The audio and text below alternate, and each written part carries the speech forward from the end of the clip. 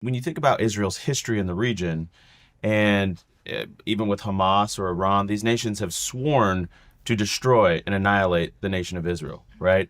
Um, at what point does it become, given the context, at what point are you going to be okay, or would you never be okay with the U.S. defending Israel's right to exist and essentially saving the country? I think they absolutely, first and foremost, they have a right to exist. They have a right to defend themselves. That's not my issue with it. I can kind of give an analogy is that our house is burning down and so is our neighbors, and we're trying to put their fire out before we put ours out. It's kind of how I view it. So when you guys find out, and I don't know if you're aware of this, but when you find out that we're basically every year we send about almost $4 billion to Israel, does that make you upset, or do you understand it given that they're under sort of crisis ongoing? I would say upset, and the amount over since 1948, it amounts to 319 billion adjusted to inflation. And I'd say that I can think of multiple things that we could have spent at home that would have been a better allocation of our taxpayer dollars. And I feel like this money could have been well spent in supporting an economy that would support our generation being able to afford homes rather than military strikes for Israel. What else? What would you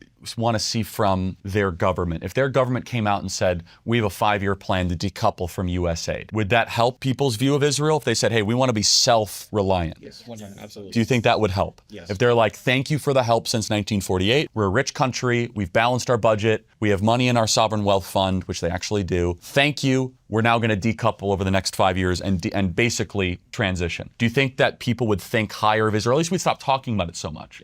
Yeah. Would you put that like as a primary?